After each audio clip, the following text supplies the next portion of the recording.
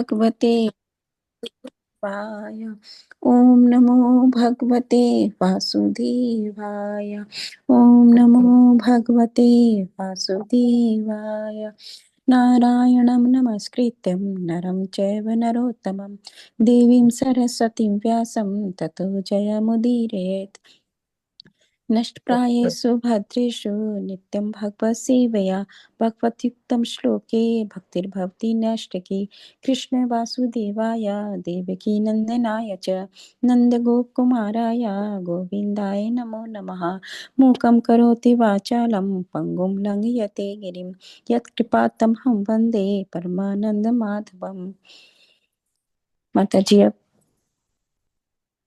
मंगलाचरण। जी मंगलाचरण। ओम अज्ञानतिमिरान्धस्य ज्ञानञ्जनशलाकया चक्षुन्मीलितं येन तस्मै श्रीगुरुवे नमः। श्रीचैतन्यमनोभीष्टं स्थापितं येन भूतले स्वयं रूपा कदा मह्यं ददाति स्वपदान्तिकं।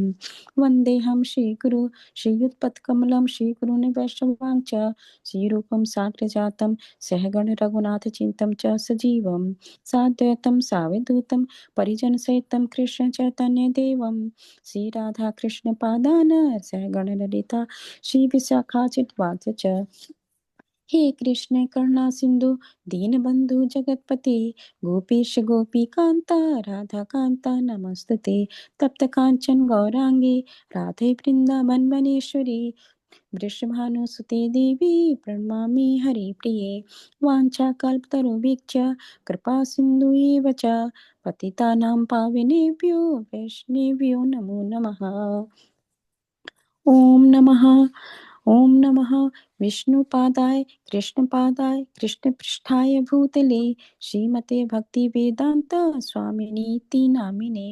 नमस्ते सरस्वती देवी गौरवाणी प्रचारिणे निर्विशेष शून्यवादी पाश्चात्य देश तारिणे। श्री कृष्ण चैतन्य प्रभु नित्यानंद श्री अद्वैत गदाधर श्रीवासादि गौर भक्तवृंद।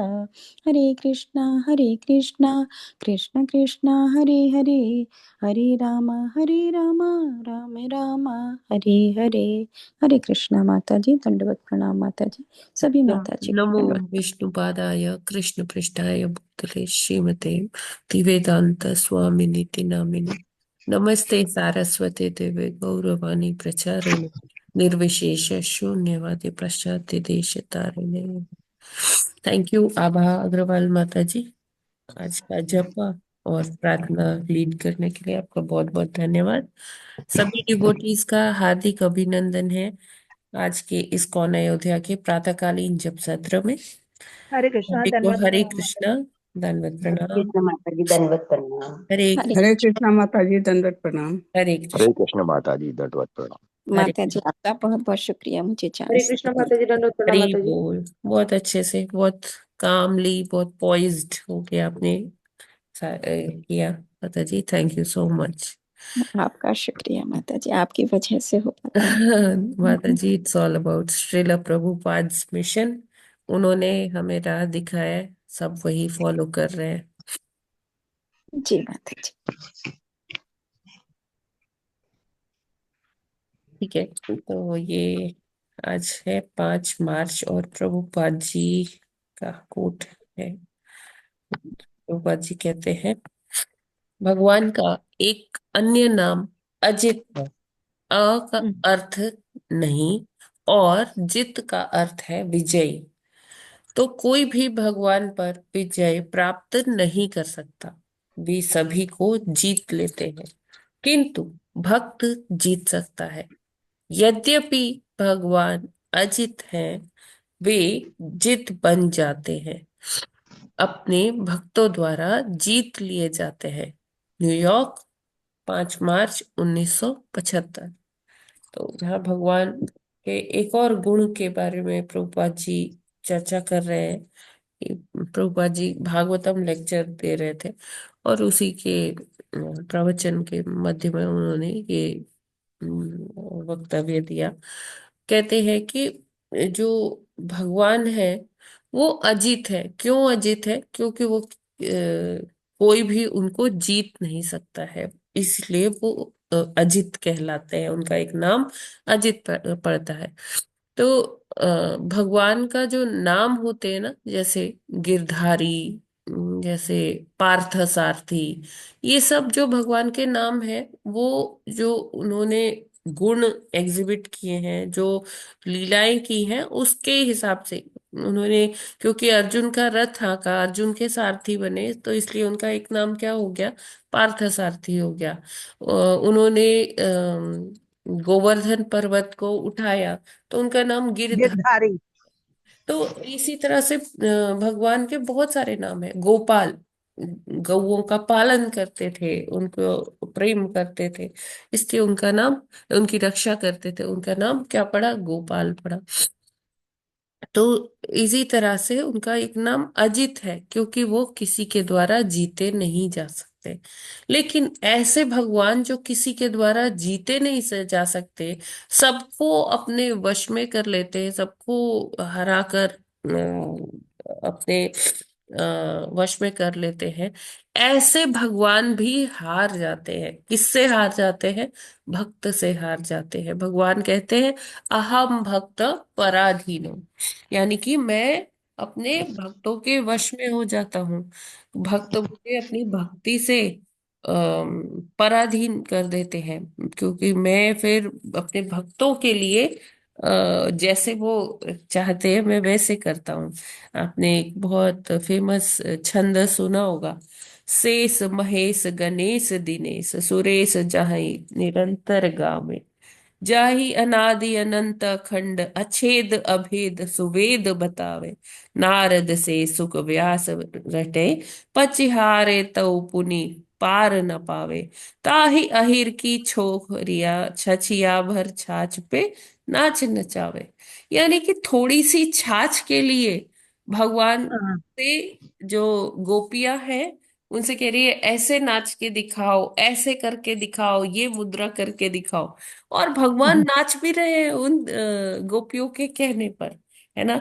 जो हम्म, इंद्र है, शिव जी है ना, सारे देवी देवता जो भगवान से, भगवान के एकदम अध्यक्षता में, भगवान की अध्यक्षता में उनके अधीनस्थ होके कार्य करते हैं, है ना, उनसे हमेशा डरे भी रहते हैं, है ना। और वो ही भगवान उनको गांव की जो जो अनपढ़ जो माताएं हैं, ग्वालियर। गोपियां हैं, हम्म, ग्वालिने हैं, उनको थोड़ी सी छाछ के लिए उनको अलग अलग मुद्रा में नचा रही है। कोई कुछ कह रहा है ऐसे करके दिखाओ, कोई कुछ कह रहा है, और भगवान वो कर भी रहे हैं। क्यों?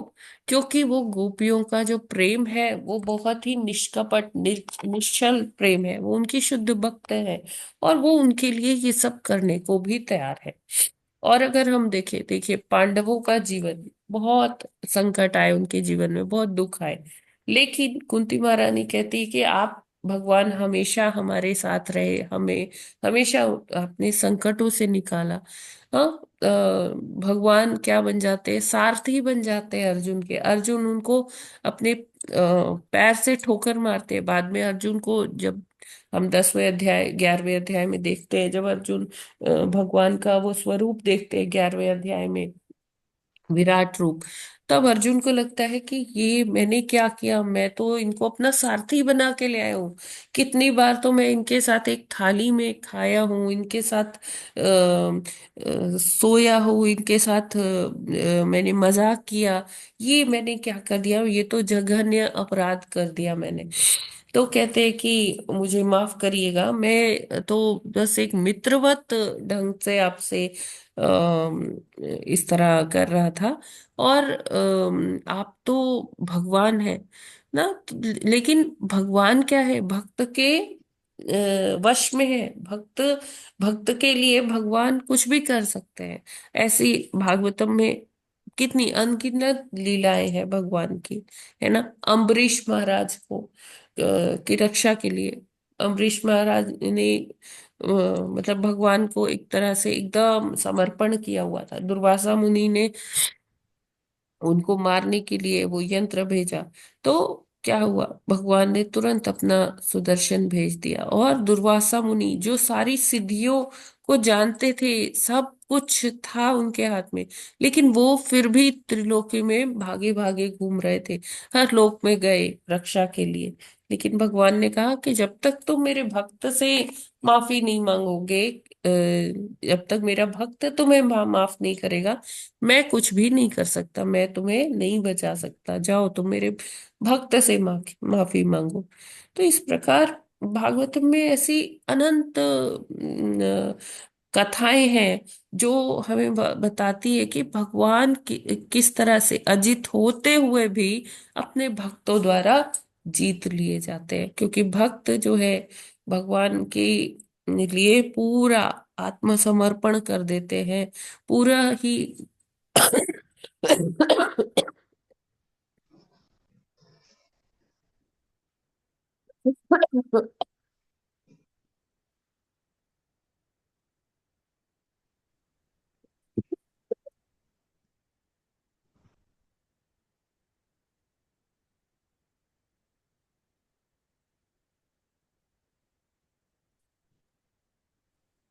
I am sorry.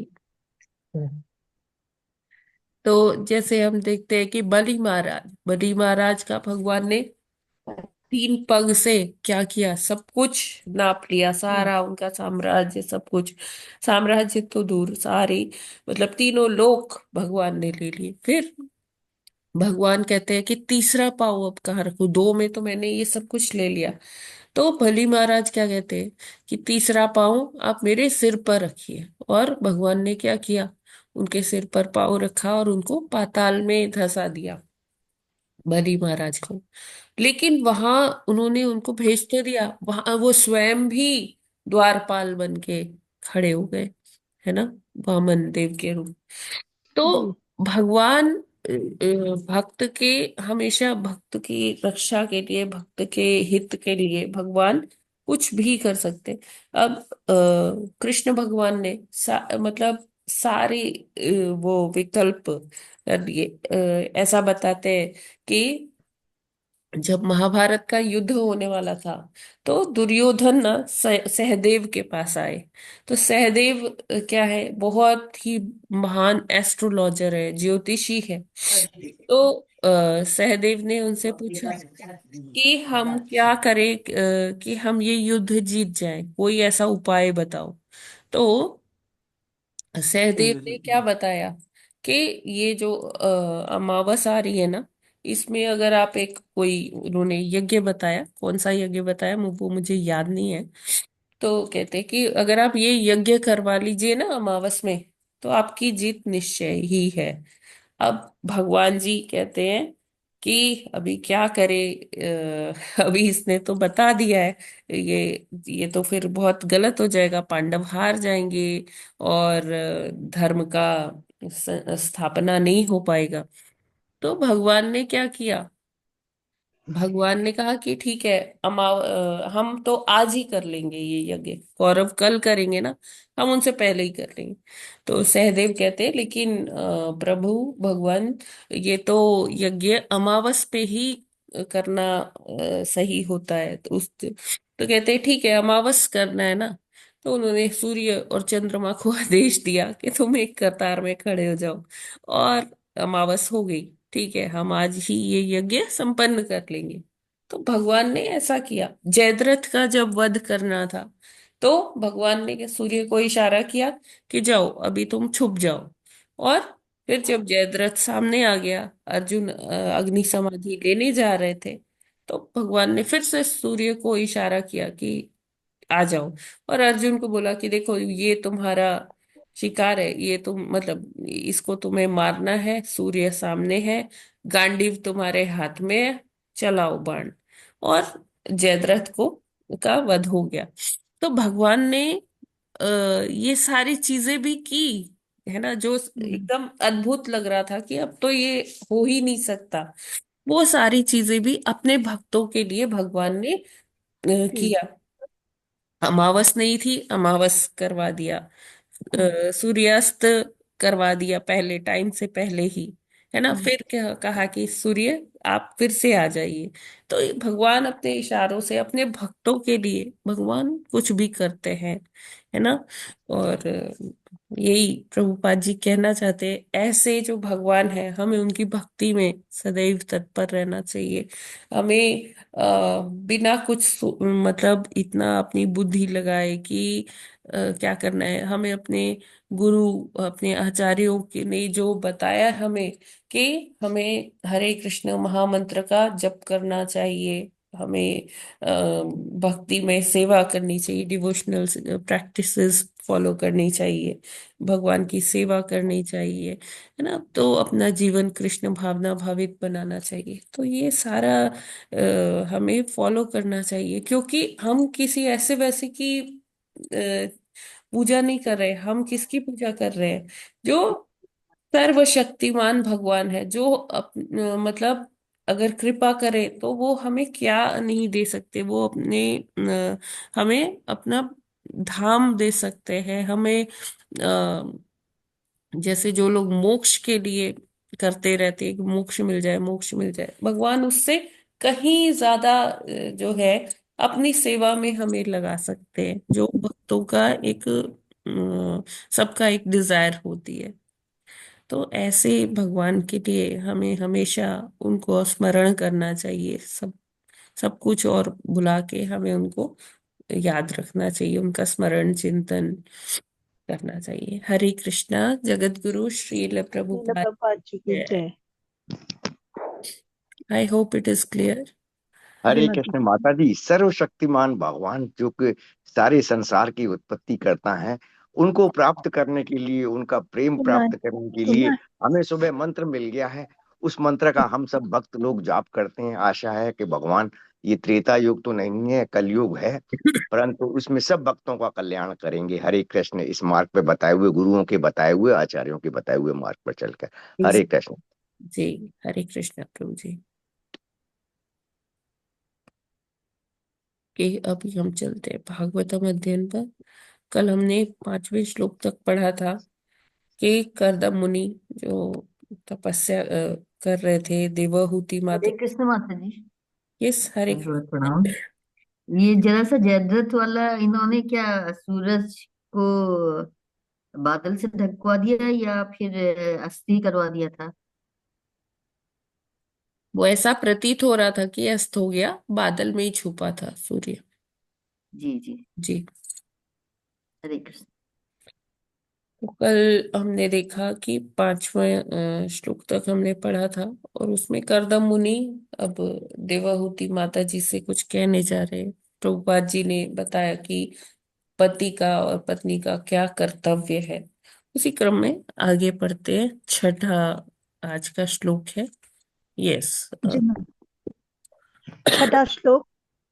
कर्दम उवाच तुष्टोऽहमद्य तव मानविमानदायाः शुश्रूषया परमया परया च भक्त्या यो देहि नामयमतीव सुहृत्देहो नावेक्षितः समुचितः क्षपितुं मदर्थे। हरे कृष्णा। हरे कृष्ण। कर्दभवाच तुष्टोऽहं मद तव मानवी मानदाया शुश्रूषया परमया परया च भक्तया यो देहि नामयमतीव सुहृतस् देहो नावेक्षितः समुचित क्षपितुं मदर्थे। हरे कृष्ण। हरे हरे कृष्णा। कृष्ण। प्रणाम। कर्दमुवाच तुष्टो अमद्य तव मानवी माया शुश्रूषा परया च यो देहि नामय अतीव सुवत्स देहो नाविषिता समुचिता च मध्ये। कृष्ण। हरे कृष्णा। कर्दम उवाच तुष्टोऽहमद्य तव मानविमानदायाः शुश्रूषया परमया परया च भक्त्या यो देहि नामयमे मयम् इव सुहृत् स्वदेहे देहो नावेक्षितः समुचितः क्षपितुं मदर्थे। हरे कृष्ण सादर प्रणाम। हरे कृष्ण। हरे कर्दम कृष्ण उवाच उवाच तुष्टोऽहमद्य तव मानवीमानदाया शुश्रूषया परमया परया च भक्त्या यो देहि नाम यमतीव सुहृत्सदेहो नावेक्षिता समुचिता क्षपितुं मदर्थे। हरे कृष्ण माता जी को दंडवत प्रणाम। हरे कृष्ण कदर्मोवाच तुष्टोऽहमद्य तव मानवीमानदायाः शुश्रू शुश्रूष्य परमया परया च भक्त्या यो देहि नामम्यतीव सुहृत् सदेहो नावेक्षितः समुचितः क्षपितुं मदर्थे। हरे कृष्णा सभी को दंडवत प्रणाम। हरे कृष्ण कधर्म उवाच तुष्टो तुष्टो अहमद्य तव मानवीमानदया शुश्रूषया परमया परया च भक्तया यो देहि नामय मतीव सुहृतस्य देहो नावेक्षितः समुचितः क्षपितुं मदर्थे। हरे कृष्ण। हरे कृष्ण कर्दम उवाच तुष्टो अहमद्य तव मानविमानदाया शुश्रूषया परमया परया च भक्तया यो देहि नामयम् अतीव सुहृत्सदेहो नावेक्षितः समुचितः क्षपितुं मदर्थे। हरे कृष्णा। हरे कृष्ण। कर्दम उवाच तुष्टो हमद्य तव मानवी मानदाया शुश्रूषया परमया परया च भक्त्या यो दाहि नामयमतीव सुहृत्स देहो नावेक्षित समुचित क्षपितम मदर्थे। हरे कृष्ण।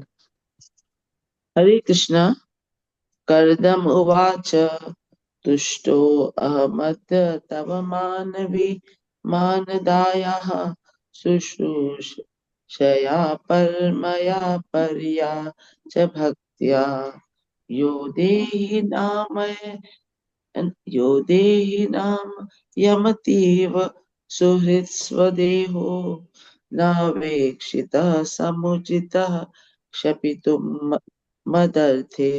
हरे कृष्णा सभी भक्तों को दंडवत प्रणाम। माता जी दंडवत प्रणाम। हरे कृष्ण कर्दम उवाच तुष्टो अहमद्य तव मानवीमानदायाः शुश्रूषया परमया परया च भक्तया यो देहि नामयमतीव सुहृत्स देहो नावेक्षितः समुचितः क्षपितुं मदर्थे। हरे कृष्णा सभी को दंडवत प्रणाम।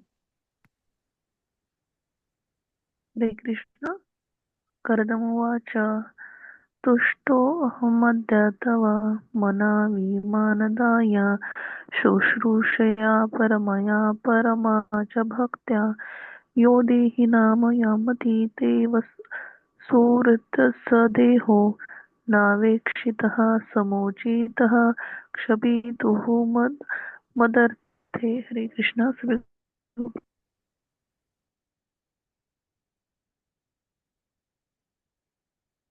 हरे Krishna. Yes, who will read? कौन पढ़ना चाहता है आगे? माता जी मैं पढ़ दूं? पढ़ दीजिए प्रभु। माता जी मैं पढ़ूं? अ, ठीक है प्रभु जी, अभी प्रभु जी को पढ़ने दीजिए, फिर नेक्स्ट वाला आप पढ़ लीजिएगा सुप्रिया माता जी। हरे कृष्ण।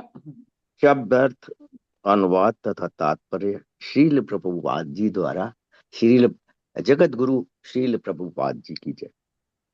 कर्दम उवाच, महान साधु श्री कर्दम मुनि ने कहा, तुष्ट प्रसन्न हूं अहम मैं अद्य आज तव तुमसे मानवी हे मनु की पुत्री मानदाया सम्माननीय शुश्रूषया सेवा से परमाया सर्वश्रेष्ठ परिया उच्चतम च तथा भक्त्या भक्ति योग से यह जो देहिनाम देहदारियों को अयम यह अतीव अत्यंत सहृत प्रिय सह वह देह देह न नहीं अवेक्षित ध्यान दिया गया समुचित ठीक से क्षपितु म व्यय करना मत अर्थ है मेरे लिए।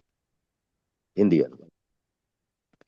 श्री कर्दम मुनि ने कहा, हे स्वयं भुव मनु की माननी पुत्री, आज मैं तुम्हारी अत्यधिक अनुरक्ति तथा उत्कृष्ट प्रेम पूर्वक सेवा से बहुत प्रसन्न हूं। चूंकि देहदारियों को शरीर अत्यंत प्रिय होता है, अतः मुझे आश्चर्य हो रहा है कि तुमने मेरी सेवा के लिए अपने स्वयं के शरीर को उपेक्षित कर रखा है। तात्पर्य, यहाँ यह बतलाया गया है कि सबको अपना शरीर अत्यंत प्रिय होता है, किंतु देवहूति अपने पति के प्रति इतनी समर्पित थी कि वह न केवल अत्यंत अनुरक्ति सेवा तथा सम्मान से पति की सेवा कर रही थी, वरन उसने अपने स्वास्थ्य की चिंता नहीं की। इसी को निस्वार्थ सेवा कहते हैं। ऐसा प्रतीत होता है कि उसे अपने पति से इंद्रिय सुख प्राप्त नहीं था, अन्यथा उसका स्वास्थ्य क्षीण न होता। श्री कर्दम मुनि की आध्यात्मिक उन्नति के लिए वह कार्य कर रही थी, निरंतर उनकी सहायता करती थी और उसे अपने शरीर की शारीरिक सुख की चिंता न थी। आज्ञाकारिणी तथा साध्वी पत्नी के लिए का यह धर्म है कि वह सब प्रकार से पति की सहायता करे, विशेष रूप से जब पति कृष्ण भावनामृत में संलग्न हो। इस दृष्टांत में पति ने भी पत्नी को ठीक से पुरस्कृत किया। सामान्य पुरुष की पत्नी को कभी ऐसी आशा नहीं रहती। हरे कृष्ण।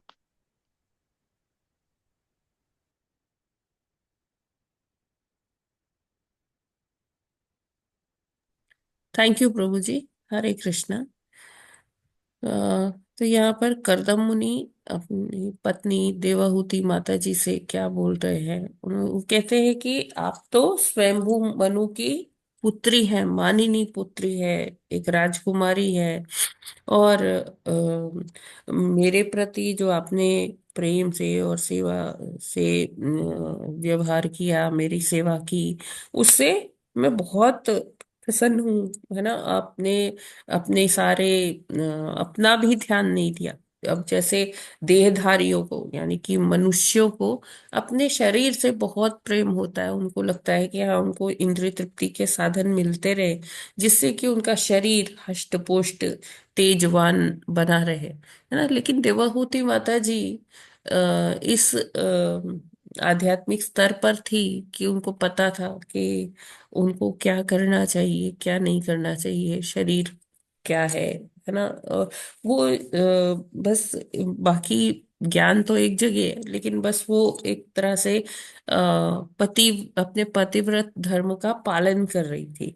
है ना, और ये देखकर जो कर्दम मुनि है, जब उन्होंने देखा कि वो शरीर से कितनी वीक हो गई है, कमजोर हो गई है ना, उन्होंने अपने स्वास्थ्य का भी ध्यान नहीं रखा, उनका जो शरीर की कांति है वो भी क्षीण होती जा रही है, तो कर्दम मुनि को रियलाइज हुआ कि हाँ, ये तो सम्राट मनु की पुत्री है, राजकुमारी है, ये मेरी सेवा में फिर भी इतनी तल्लीनता से लगी हुई है।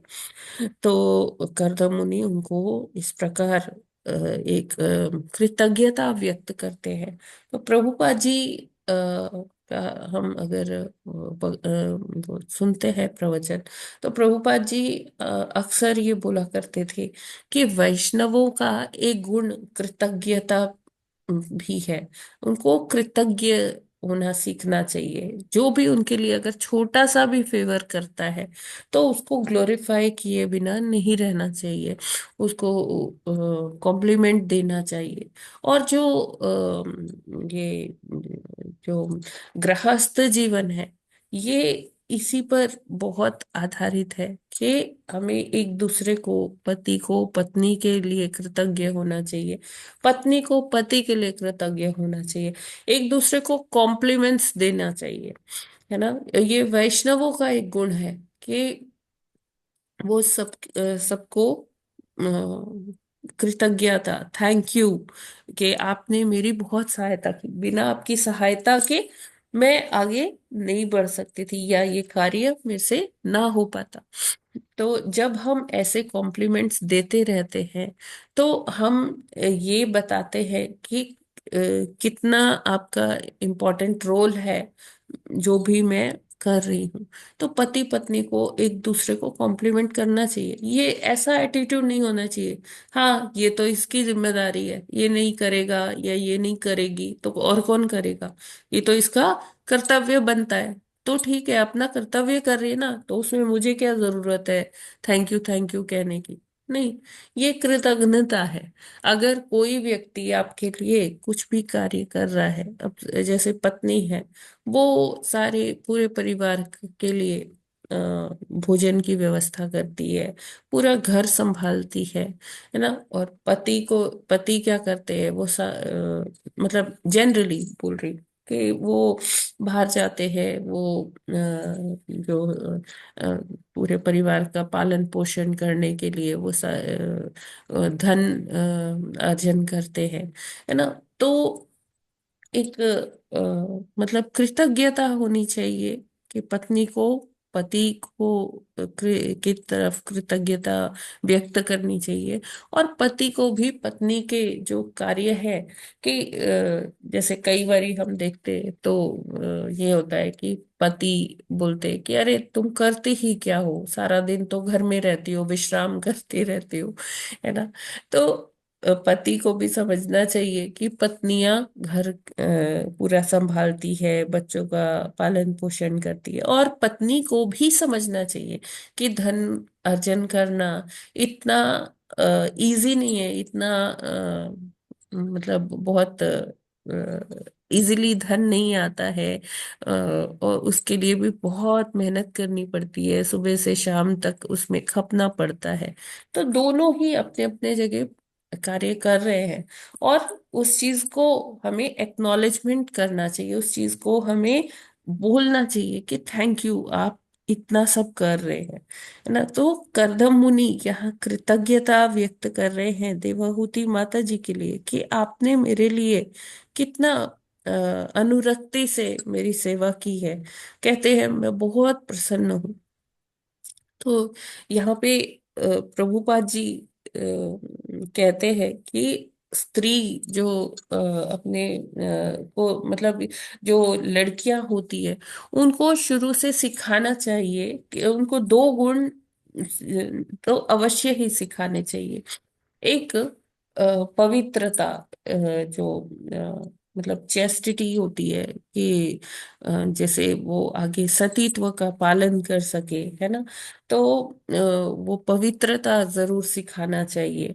और दूसरा है कि उनको कुकिंग बहुत अच्छे से आना चाहिए। तो अगर प्रभुपाद कहते थे जिन लड़कियों में ये दो गुण होते हैं ना, एक उनको कुकिंग अच्छे से आती है और एक उनकी पवित्रता रहती है उनके साथ में, तो उनको बहुत अच्छा पति मिलता है। और उनको कभी भी अपने गृहस्थ जीवन में कोई परेशानी नहीं आएगी। तो प्रभुपाद जी हमेशा इस तरह का कल्चर डेवलप करना चाहते थे। वो जो विदेश में भी थे तो माता जी को वो बोलते थे कि यू शुड फॉलो चेस्टिटी, वो सतीत्व का पालन करना चाहिए, और कुकिंग अच्छे से करिए। तो और जैसे कभी कोई जो पति पत्नी जो गृहस्थ लोग थे, वो प्रभुपाद जी के पास अपनी पारिवारिक समस्या लेके आते थे, झगड़ लेते थे, और प्रभुपाद जी को मीडिएट करने के लिए बोलते थे। तो प्रभुपाद जी क्या कहते थे कि ये सारे लड़ाई झगड़े ना बहुत ही इनसिग्निफिकेंट है, इसका कोई मतलब इतना महत्ता नहीं है। प्रभुपाद जी कह रहे हैं जिस कार्य में हम लगे हुए हैं वो कार्य ज्यादा इम्पोर्टेंट है ना, कृष्ण भावनामृत का प्रचार। तो अगर हम कृष्ण भावना भावित हो जाएंगे ना, तो ऐसे झगड़े के लिए वो इतना टाइम ही नहीं है ना। ये सब झगड़े पति पत्नियों को उस तरह से सुलझाने लेने चाहिए जैसे बच्चों की लड़ाई होती है। बच्चे किसी खिलौने के लिए आपस में झगड़ते हैं, और झगड़ने के 1 घंटे बाद फिर से एक दूसरे के साथ खेलने लगते हैं।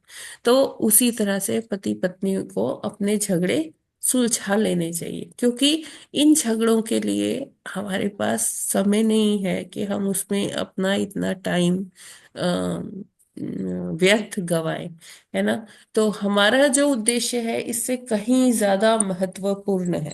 और पति और पत्नी अगर एक दूसरे को कॉम्प्लीमेंट करते हैं तो वो निश्चित ही भगवत धाम जाएंगे। अगर धर्मपरायण पति है और पत्नी उसकी सेवा कर रही है, तो प्रभुपाद जी कहते थे कि आपका भगवत धाम जाना तय है, निश्चित है।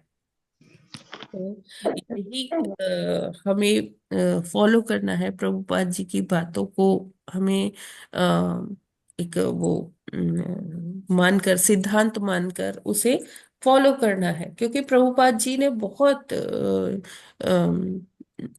आश्वासन देकर ये कहा है, बताया है अपने प्रवचनों के माध्यम से कि अगर कृष्ण भावना भावित होकर हम अपना जीवन यापन करेंगे तो निश्चित ही हम अच्छे, चाहे जिस भी आश्रम में जिस भी वर्ण में है, हम उसमें अच्छे से अपना कार्य करते हुए जीवन की सर्वोच्च सिद्धि को प्राप्त कर सकते हैं। तो जैसे गृहस्थ आश्रम की यहाँ बात हो रही है, तो गृहस्थ आश्रम में बहुत जरूरी है। क्या होता था पहले कि एक जो लड़के होते थे तो उनको गुरुकुल में 5 वर्ष की आयु में ही भेज दिया जाता था, और वहां वो ब्रह्मचर्य का पालन करते थे। और ब्रह्मचर्य का पालन का मतलब अर्थ है कि वो एक्चुअली गुरु के निरीक्षण में रहते थे, हमेशा सेवा भाव में रहते थे कि हाँ गुरु जी को कैसे प्रसन्न करना है, गुरु जी के कैसे जो ऑर्डर्स है, जो उनके इंस्ट्रक्शंस है, उनको किस तरह से मुझे फॉलो करना है। तो वो एक शुरू से ही उनके अंदर एक सेवक का भाव डेवलप हो जाता था, हाँ, कि गुरु के प्रति मुझे हमेशा समर्पित रहना है, जो गुरु जी कहेंगे वो मुझे करना है। तो धीरे धीरे गुरु जी भी उनको वॉच करते थे कि हाँ ये बच्चा कैसा है, इसका गुण कैसा है, गृहस्थ में जाने योग्य है या ब्रह्मचारी बनेगा, सन्यासी बनेगा आगे चल के। तो गुरुदेव अपने शिष्यों को बहुत अच्छे से जानते थे।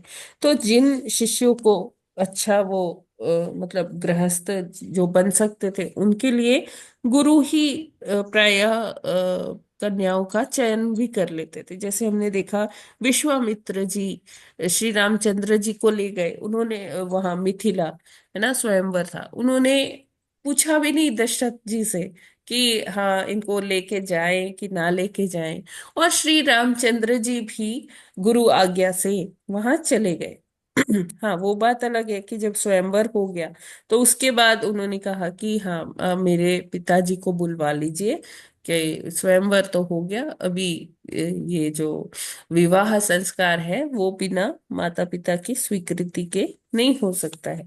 तो फिर दशरथ महाराज जी को बुलाया गया, वो चीज और है। लेकिन जैसे कन्याओं का चयन कन्या है वो गुरु कर लिया करते थे, और जब गुरु किसी कन्या से अपने शिष्य का विवाह कराते थे, तो शिष्य को भी ये पता था कि ये जो कन्या मेरी पत्नी है, वो गुरु महाराज जी ने मेरे को एक दायित्व दिया है।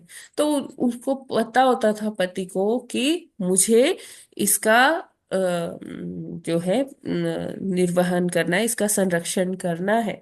और वो उसी सेवक भाव से अपनी पत्नी का सारा वो भरण पोषण करता था, अपने परिवार का भरण पोषण एक मुखिया के रूप में नहीं, एक सेवक के रूप में करता था कि हाँ, ये मुझे दायित्व मिला है, भगवान ने मुझे ये पत्नी, भगवान ने दी है, भगवान, ये मेरी पत्नी बाद में है, पहले ये भगवान की सेविका है, दासी है। ये बच्चे मेरे बाद में है, पहले ये भगवान के संतानें हैं, फिर मेरी संतान है।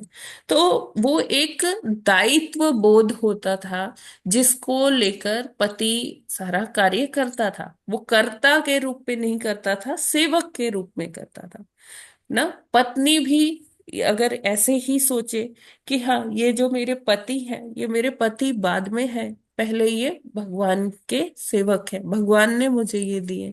तो जब हम एक सेवक सेविका के मोड में रह कर के मतलब सेविका के रूप में अगर एक पत्नी अपने पति की सेवा करती है कि हाँ, ये भगवान के पूजा कर रहे हैं, भगवान के लिए समर्पित है, और मैं इनकी, मेरा ये दायित्व बनता है कि मैं अपने पति की सेवा करूं, तो क्या होगा कि वो क्लैश ऑफ ईगो नहीं होगा। वो जो क्या कहते हैं, द्वंद्व नहीं होगा। जो अब एक दूसरे का जो घमंड टकराता है, वो स्थिति नहीं आएगी, क्योंकि कर्ता बोध नहीं है। कौन सा बोध है? सेवक का बोध है। सेवक सेवक का भोग। बोध लेकर दोनों ही, पति भी अपना कार्य कर रहे, पत्नी भी अपना कार्य करे, और एक दूसरे के प्रति बड़े कृतज्ञ हैं कि आपके कारण ही मैं अपनी सेवा कर पा रही हूँ।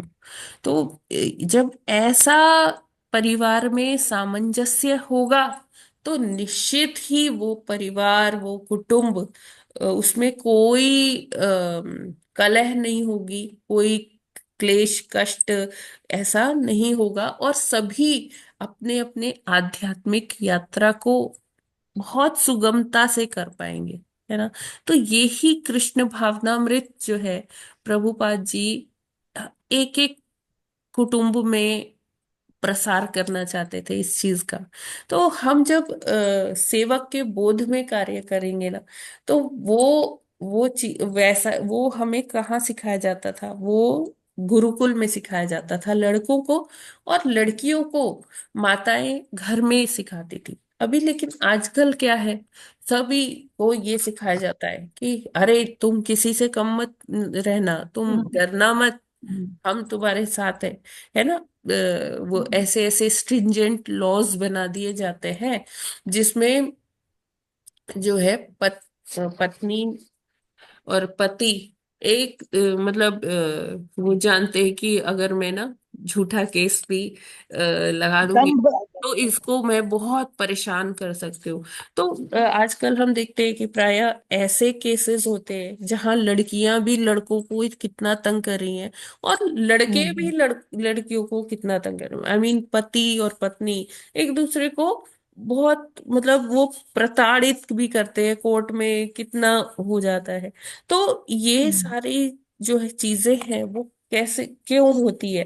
क्योंकि हम लोग शुरू से ये शास्त्रों का अध्ययन नहीं करते, उसका चिंतन नहीं करते।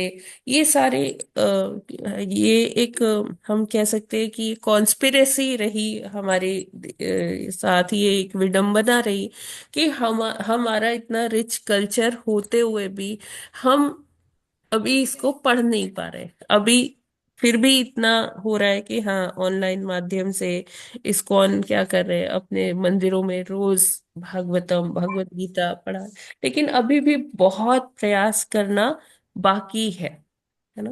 प्रभुपाद जी ने इतना सब किया है, तो अब हमें चाहिए कि हम इसको खुद भी फॉलो करें, क्योंकि जब तक कृष्ण भावना भावित जो फैमिलीज है, जो भक्त है, वो इसका आचरण नहीं करेंगे, तब तक लोग, जब तक लोग इसे देखेंगे नहीं कि हाँ ये ऐसा भी जीवन, गृहस्थ जीवन पॉसिबल है, तब तक लोग इससे अट्रैक्ट भी नहीं होंगे, है ना। तो हमें अपने आचरण से समाज में जन जागृति लानी है।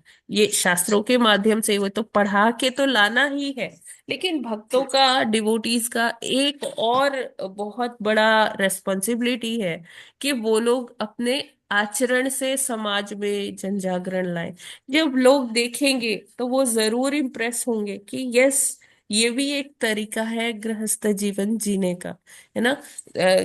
अभी क्या है, गृहस्थ जीवन ना कलह का पर्याय बन गया है ना। झगड़े, ये सारी लड़ाइयाँ, क्योंकि सब क्या है, इंद्रिय तृप्ति पर बेस्ड है ना। पत्नी को लगता है कि अरे देखो, मेरी जो डेली नीड्स है वो ही नहीं पूरी हो रही है, तो मैं क्या करूं। पति को लगता है कि क्या मैं बस पैसे कमाने के लिए हूं, है ना। तो ये क्या है कि दोनों तरफ से एक एक्सपेक्टेशन है।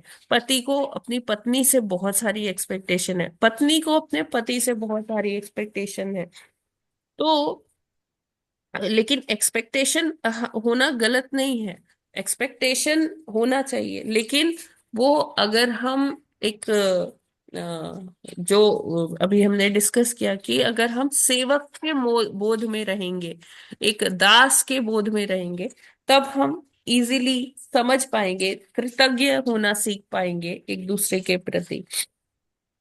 और जैसे यहाँ प्रभुपाद जी लिखते हैं, इस दृष्टांत में पति ने भी पत्नी को ठीक से पुरस्कृत किया। जब कर्दम मुनि ने देखा कि उनकी पत्नी कितनी समर्पित है, केवल उन्हीं के लिए समर्पित है, तो उन्होंने उनको पुरस्कृत भी किया। ये हम आगे देखेंगे कैसे पुरस्कृत किया। और सामान्य पुरुष की पत्नी को कभी ऐसी आशा नहीं रहती। नहीं रहती। जो सामान्य पुरुष है, सामान्य पुरुष मतलब कि जो कर्दम मुनि जैसा इतना एलिवेटेड भक्त नहीं है, इतना महान वो तपस्वी नहीं है, तो उनकी जो पत्नी है उनको भी पता है ना कि कैसे हम इतना एक्सपेक्ट कर ले, है ना। लेकिन देवाहूति माता जी के जो पति थे वो कर्दम मुनि थे। तो प्रभुपाद जी ने बहुत जगह अपने प्रवचनों में बोला है कि पति को भी उस लेवल पर होना चाहिए। पत्नी को तो अपने पति की सेवा करनी ही चाहिए, लेकिन पति भी कैसा होना चाहिए, वो कृष्ण भावनामृत फॉलो करे, उसी के लिए ये सारा दृष्टांत है ना। ठीक है, इसमें कोई प्रश्न है क्या? नहीं माता जी, टेक अवेज बहुत अच्छे अच्छे हैं इसमें, तो बहुत बढ़िया माता जी बढ़िया। हाँ, है तो सही खास प्रश्न। करके आज के परिवारों में जैसे रिलेशनशिप को जहाँ तक देखते हैं, यस माता जी। तो वो बहुत तभी सूझ आजकल के सकती हैं बच्चों को सुनना जब चाहिए था इतनी माता जी की। कृतज्ञता हो, और एक दूसरे के जो गुण है ना उनका अवलोकन करना चाहिए, गुणों को देखना कि क्या उनके गुण हैं। देखो वो इतने सेवा कर रहे हैं, तो वो ग्रेटिट्यूड की फीलिंग जब तक नहीं आएगी तब तक परिवार जो है वो गृहस्थ जी अच्छे जी, तरह से नहीं चल बिल्कुल सकेगा। बिल्कुल। जी यस प्रभु जी, जो हाँ माता जी, हरे डॉक्टर कृष्ण। जी। वैष्णव में ये गुण होता है कि वो कृतज्ञ होते हैं एक दूसरे के लिए और ग्लोरीफाई करते हैं। अगर किसी के अंदर अच्छा गुण है तो पत्नी को पति के लिए कृतज्ञ होना चाहिए, पत्नी को जी और पति को पत्नी। इसी तरह से कृष्ण भावनामृत में जो है पति अगर ज्यादा इन्वॉल्व है तो पत्नी की सिर्फ सेवा को ही मान लिया गया है कि वो भगवत धाम को प्राप्त करेगी। जी माता जी, पत्नी तो जो है देवहूति माता तो बहुत ही जो है समर्पित थी मनु के जो है कर्दम मनु के प्रति। तथा कर्दम मुनि भी बहुत महान मुनि थे कि उन्होंने अपनी पत्नी का ध्यान रखा। परंतु माता जी, एक तो इतने महान मुनि को भी इतना देर से याद आया, भक्ति में वो इतने लगे रहे कि पत्नी दुर्बल हो गई, उसकी कांति कम हो गई, वो सांवली हो गई, वो साधारण स्त्रियों की तरफ रहने लगी। तब उस स्टेज पे जटाजूटधारी महान भक्त मुनि को ये याद आया कि हाँ। पत्नी की भी सारी सेवा करके, उनकी सारी पूर्ण करते हैं तथा उनको आश्वासन दिया। पूर्व में भक्ति के समय में उनको याद नहीं आया कि दूसरी चीज माता जी, ये तो इससे रिलेटेड हो गया। आपने पूर्व में एक गुरु महाराज के समय में बताया था कि भगवान जो है आज से कुछ 100 साल पहले भगवान की मूर्तियों को कुएं में छिपाकर पूजा करते थे, मूर्तियां जयपुर ले जाई गई। तो उस समय में कृष्ण भावनामृत का इतना प्रचार प्रसार नहीं था, मीडिया नहीं था, तो लोग इन शास्त्रों में बताए हुए जो महान जो है ये गुण हैं उनको कैसे फॉलो करते थे। ये तो अब कुछ हजार साल कह लो या उससे कम सालों से जो है ज्यादा कृष्ण भावनामृत जो है प्रभुपाद जी ने किया, उनके गुरुओं ने भी किया तो हो गया। तो उससे पूर्व में कैसे सैकड़ों हजारों साल तक लोगों की मुक्ति होती थी? ये दो क्वेश्चन। मृत्यु होती थी, ये नहीं समझ आया प्रभु जी मुझे। हाँ, कैसे जो है मुक्ति प्राप्त होती थी उनको, अच्छा अच्छा, कृष्ण देखिए भगवत प्राप्ति होती थी। जब ये मुगल शासन था या ब्रिटिशर्स का शासन था, उसी समय पे हमारे इतने बड़े बड़े आचार्य हुए हैं जो गृहस्थ भी थे, और उस समय पालन हो रहा था प्रभु जी। जो करने अच्छा वाले थे वो कर रहे थे, है ना। अच्छा, माता जी डर के रहते थे ना लोग, जो है डर के बहुत तो ज्यादा रहते और थे, मूर्ति। लेकिन हाँ अपने घर में तो वो पालन कर सकते थे ना कृष्ण भावनामृत का। हाँ, अभी देखिए, माता जी चाहे प्रचार हम प्रसार श्रील करवाने भक्ति वाले ज्यादा विनोद नहीं थे ना। ठाकुर जी का एग्जाम्पल ले। अच्छा। वो इतने बड़े आचार्य हुए हैं, इतने गुरु परंपरा में है हमारे, है ना। तो हाँ माता जी। वो कितना पूरा कृष्ण भावनामृत युक्त जीवन था उनका, है ना। हाँ माता जी। और दूसरा क्वेश्चन आपका, जो कर्दम मुनि को इतना देर में क्यों याद आया, क्योंकि वो भक्ति करते थे। भक्ति एक्चुअली, भक्ति हर चीज का पर्यवसान भगवान की भक्ति है ना। मैंने एक कथा सुनी, तो उसमें क्या था कि एक प्रभु जी थे, वो हमेशा भागवतम ही पढ़ते रहते थे। और कुछ उनको समझ ही नहीं आता था ना। वो मतलब वो जब बड़े हो गए तो उनके परिवार वाले कहते हैं जाओ कहीं जाके धन अर्जन करो, कुछ करो। तो वो कहते थे नहीं, मेरे को भागवतम ही पढ़नी है, और भागवतम पढ़ते रहते थे। इतना उनका विश्वास था ना कि ये जो भागवतम है ये कोई साधारण किताब नहीं है, पुस्तक नहीं है। ये तो भगवान का वांग्मय रूप है, शब्दमय रूप है। और वो उनके भागवतम के लिए श्रद्धा इतनी थी कि वो हर एक शब्द में कृष्ण को देखा करते थे। और इतने सुंदर ढंग से वो भागवतम पढ़ते थे कि उनको लीलाओं का स्मरण हो जाता था। और फिर उन्होंने, जो उनके माता पिता थे, उन्होंने उनका विवाह करवा दिया कि जब इनके ऊपर दायित्व आएगा ना पत्नी का, बच्चों का, ये अपने आप कुछ करने लगेगा। तो लेकिन जब उनका विवाह भी हो गया तो पत्नी आई, तो पत्नी ने उनको कहा कि आप कुछ करते क्यों नहीं। कहते आओ तुम भी बैठकर भागवतम सुनो। तो कहती कि नहीं, मेरे को देखना है ना कि क्या चूल्हा कैसे जलाऊं, क्या बनाऊं, क्या पकाऊं। तो कहते हैं कि भगवान की शरण में आओ, सब हो जाता है। तो वो कहती है कि नहीं, मुझे तो कुछ करना पड़ेगा, बच्चे हैं, इनको स्कूल भेजना है, कुछ करना है, सब कैसे क्या मैं भोजन बनाऊं। तो वो कहते हैं कि ठीक है, तुम्हें जो करना है कर लो। तो कहती है पत्नी कि अगर आप आज्ञा दें तो मैं भोजन बना लेती हूँ, प्रसाद बना लेती हूँ। तो मैं जाती हूँ, मैं सबके घर में प्रसाद बना के जो धन आएगा उससे हम बच्चों को पालन पोषण कर देंगे। तो कहते हैं कि ठीक है, आपको जैसा उचित लगता है आप कर लीजिए।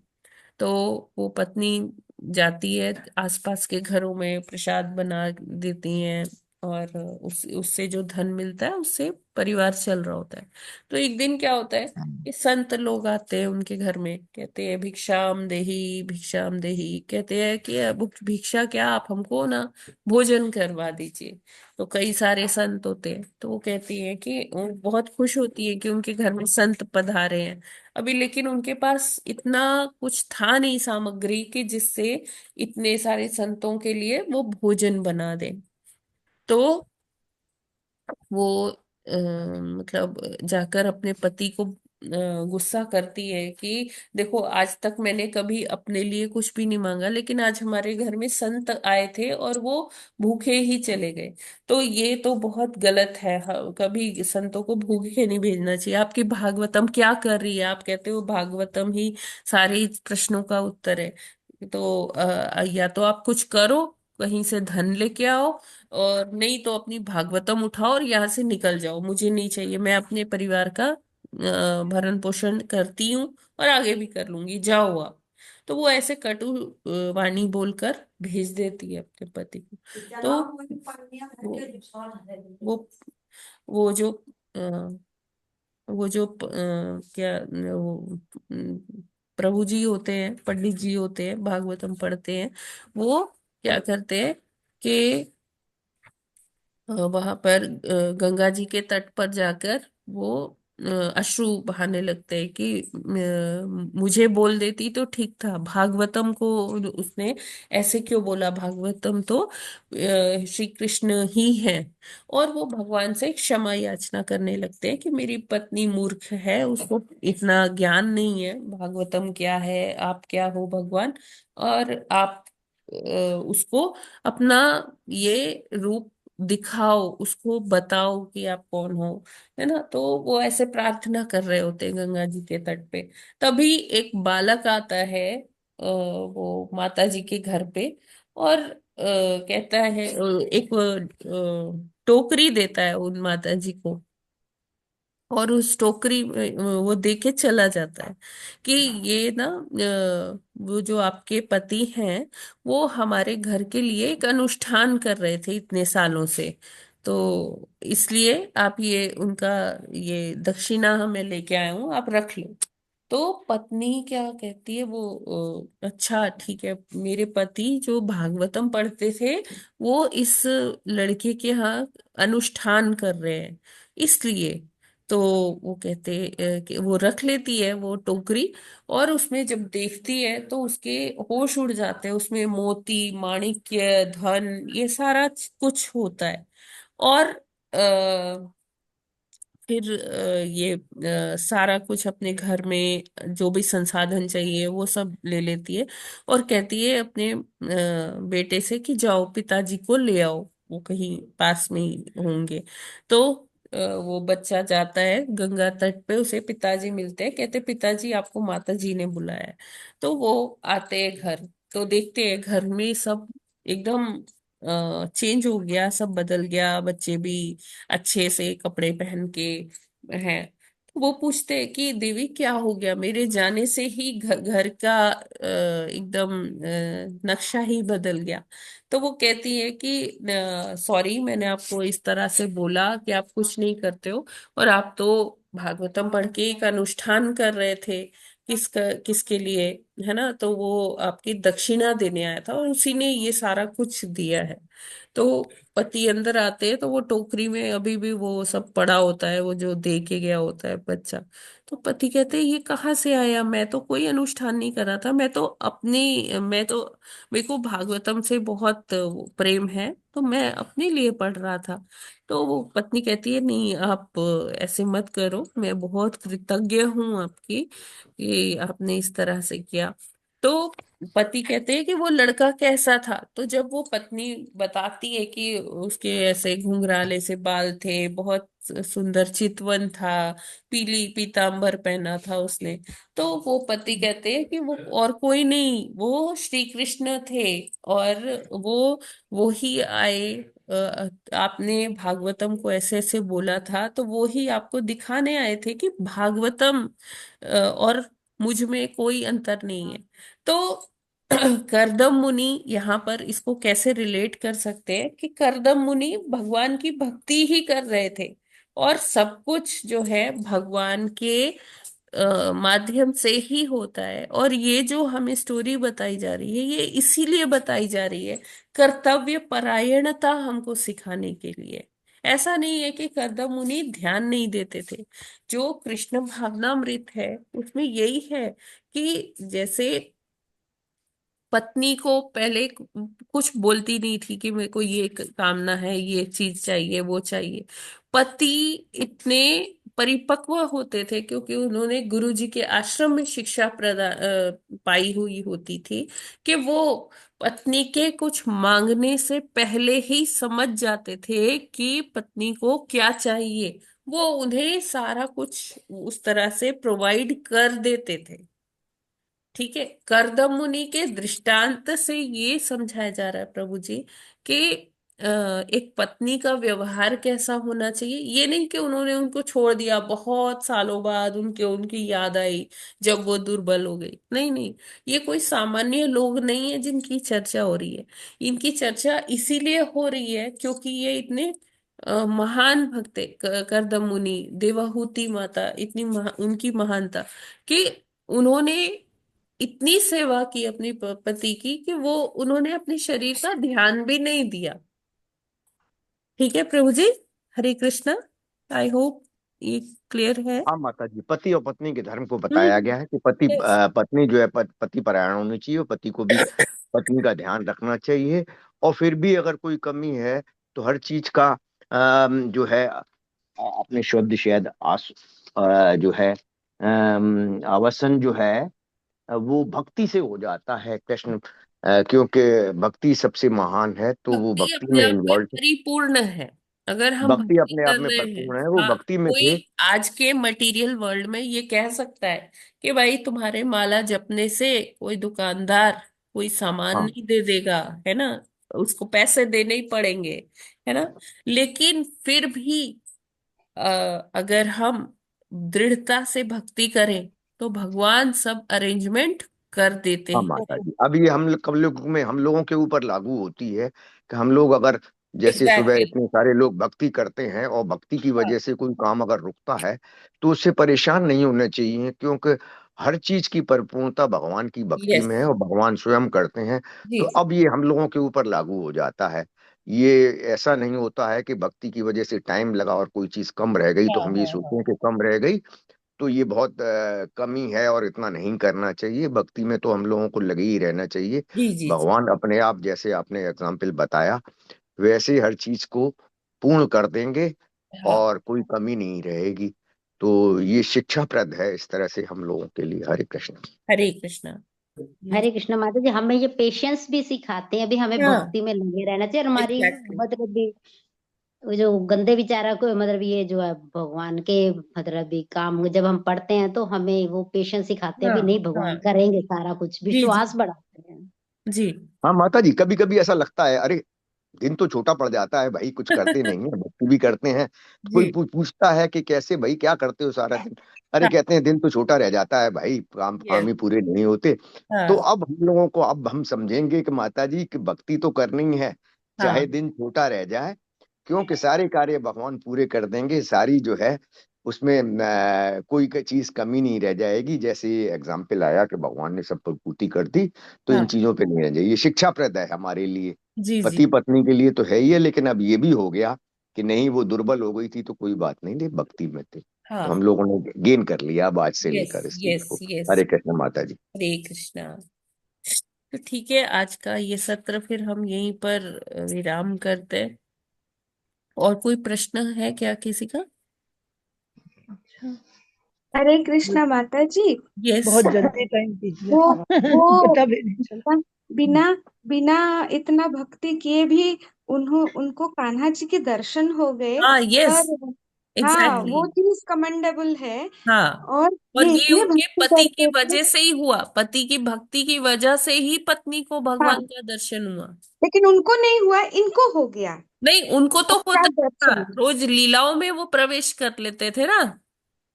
अच्छा, ओके और ओके। उन्हीं ने प्रार्थना की कि भगवान मेरी पत्नी का नहीं हो रहा वो, मतलब आपके प्रति समर्पण, आप उनको अपना रूप अच्छा, दिखाओ, बताओ कि आप कितने शक्तिमान हो, सब आपके द्वारा ही हो रहा जी जी माता जी। है ना। तो पत्नी को भगवान का दर्शन पति के माध्यम से ही हुआ। ओके जी माँ। सालों जो उन्होंने पति की सेवा की, है ना, कभी कुछ नहीं मांगा था, वो खुद ही जाकर काम करके अर्न करती थी, है ना। लेकिन उस दिन उसका धैर्य टूट गया, तो उसने भी तो एक तरह से अपनी पति की सेवा की, उनको रोज भोजन, उनको जो भी चाहिए होता था वो सब प्रोवाइड करवाती थी। तो वो भी तो सेवारत थी ना। हम्म वो तो अच्छा जब ठीक है। साधु भूखे चले गए घर से तो उसका धैर्य टूट गया, तब उन्होंने हम्म। ऐसा अपशब्द बोला। जी माता जी। राइट, अच्छा वरना वो भी ठीक है। कर्तव्य परायणा ही थी। अच्छा, अब भक्ति नहीं किया था लेकिन कर्तव्य परायणा थी, हाँ, है वो ना? अपने पति की सेवा कर रही थी। तो इनडायरेक्ट भक्ति तो कर ही रही थी यस। हाँ हाँ वही। हाँ हम्म, हरे कृष्ण माता जी। जी माता। हरे यहाँ पर कृष्ण। ठीक है ना, जैसे बिल्वमंगल ठाकुर का भी था कि वो जब श्लोक नहीं कर पा रहे थे कि ऐसा कैसे हो सकता है कि पैर जो है कृष्ण ने राधा के ऊपर रख दिया, शायद ऐसा ही था ना। हाँ, तो वो नहाने जाते हैं तो वो तो पूरा खिला, इतना ज्यादा दर्शन तो उनको भी नहीं हुआ बिल्वमंगल ठाकुर को जितना कि उनकी पत्नी को हुआ कि खाना भी खिलाया और इतने साथ बैठी भी, बात भी करी वो सब। तो जयदेव थे ना माता हाँ, जी? वो जयदेव जी, जयदेव थे, माता जी जयदेव। हाँ, जयदेव, गीत जयदेव थे वो। गोविंद था वो हाँ, तो गीत जयदेव जी गोविंद का है। बात है ये। जी माता हाँ जी। तो हाँ जयदेव जी जयदेव जी है। का, तो ये वाला जैसे है तो अगर यहाँ पर तो ठीक है, पति इतना भक्त है तो उनकी सेवा करने से उनको पत्नी को दर्शन हो जा रहे हैं। लेकिन कोई पत्नी ऐसा भी तो है कि कोई पत्नी अपनी पति की इतनी अधिक सेवा कर रही है और लेकिन वो ऐसा भक्त नहीं है, तब तो फिर पत्नी पत्नी की सेवा कहाँ को गई नहीं, उसको। पत्नी की सेवा कहीं को नहीं गई माता जी। पत्नी को अपना कर्म का फल जरूर मिलेगा, अच्छा, ऐसा नहीं। पति अगर उतना भक्त नहीं है तो भी। पत्नी को पतिव्रत धर्म का पालन करना ही चाहिए। हम्म, जी जी। लेकिन ऐसा दर्शन वगैरह जैसे मतलब काफी सेवा भी कर रही है, अपने को निस्वार्थ भाव से भी कर रही है, अपने को ध्यान में भी नहीं रख रही है, इतनी सेवा कर रही है, लेकिन पति भक्त नहीं है तो हाँ, उसको ऐसे इस तरह से तो नहीं हो रहा है ना नहीं तो भी कि। मिलेगा। माता जी मिलेगा, पत्नी को मिलेगा, जी जी। बिल्कुल मिलेगा। भगवान स्वयं भी तो गीता में इसकी पुष्टि करते हैं कि वृत्ति पर कार्यों को कभी नहीं छोड़ना हाँ, चाहिए, कभी त्याज्य नहीं करना चाहिए। कभी त्याज्य नहीं करें। ठीक है, तो फिर हम लोग जी यहीं पर आज फिर। माता जी, लेकिन वित्तपरक कार्यों को भगवान ने भक्ति के साथ करने के लिए कहा है, सिर्फ कार्य करने के लिए तो नहीं कहा है। वो तो कर्म फल तो हमें भगवान को अर्पण करना ही है ना प्रभु जी। हाँ माता जी। हाँ, लेकिन अपने कार्य करने हैं, कार्यों को छोड़ना नहीं है। हरे कृष्ण माता जी। हाँ,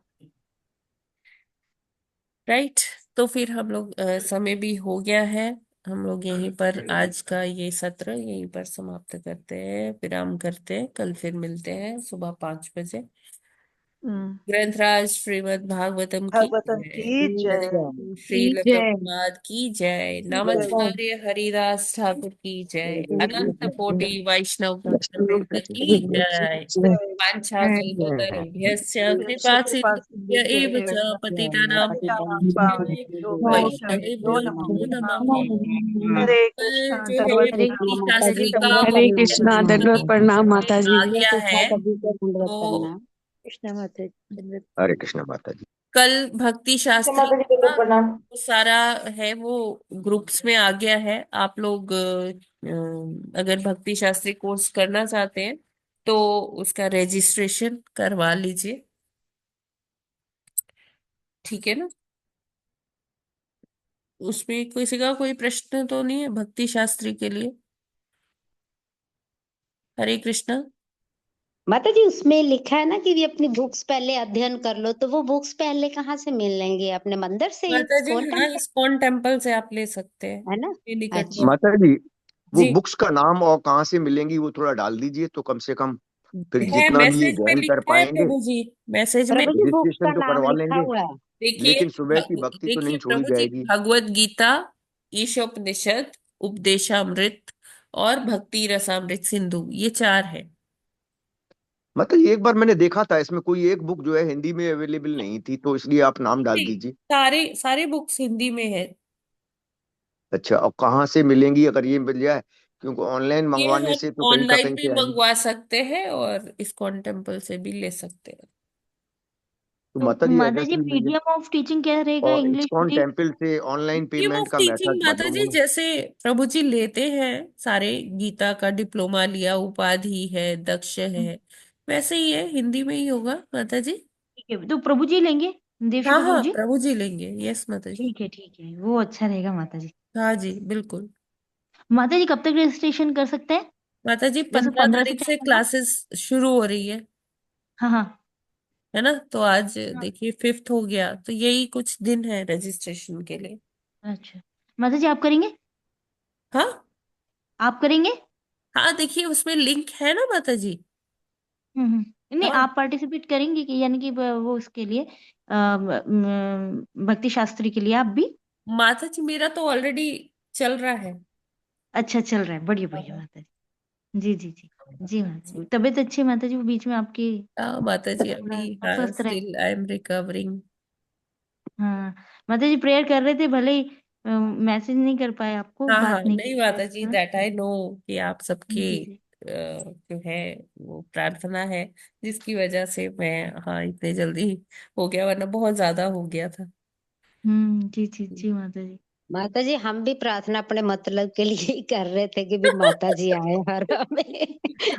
हर कोई सेल्फिश है माता जी। कोई नहीं माता जी, ठीक है, बहुत अच्छी बात है, बहुत अच्छी बात है। हम लोग आपको बहुत और मिस करते हैं आपके ना। माध्यम से मुझे भी रोज भागवतम पढ़ने का है, तो इसलिए बहुत बहुत कृतज्ञ हूँ आप सभी का। माता जी ऐसा ना कहिए, हम कृतज्ञ हैं कि आप भगवान के कि आप हाँ, आ गए। मैं कहना बिल्कुल। सेल्फिश है, हम तो प्रार्थना इसलिए कर रहे थे। नहीं माता जी, उसमें मेरा भी स्वार्थ है कि मैं भी तो रोज भागवतम पढ़ पाती हूँ आपकी वजह ये से। माता जी आपको मिस नहीं कर सकते हम लोग, ना दिन की क्लास में हाँ ना सुबह की माता क्लास जी, बहुत शिक्षाप्रद होता है आपका कोर्ट में, खास तौर पे जो आप बताती हैं ना डिटेल, वो भी बहुत शिक्षाप्रद होता है, और भागवतम तो होता ही है। हरे कृष्ण। प्रभु जी, लेकिन मेरा उसमें एक कुछ भी योगदान नहीं है, जो सुना है बस वही तोते की तरह वही वोमिट आउट जैसे कि होता है, वो उसी तरह से बस जो सुना है वही बोल देती हूँ। मेरा उसमें कुछ भी वो है नहीं योग्यता ऐसा बोलने का। माता जी आप आ रही हैं लखनऊ 9 तारीख को? हाँ माता जी, देखते हैं, स्वास्थ्य थोड़ा ऐसा ही है, तो थोड़ा मुश्किल लग रहा जी स्वास्थ्य जल्दी, भगवान कृष्ण भगवान का कृपा हो, जल्दी ठीक हो जाए, आइए उस दिन, है। जी जी जी, यस। आपसे मिलने को मिलेगा। जी हरे बिल्कुल। कृष्ण माता जी, दंडवत प्रणाम। हरे कृष्णा, सभी को, सभी माता दंडवत प्रणाम। जी को दंडवत प्रणाम। हरे कृष्ण माता जी, धन्यवाद। हरे हरे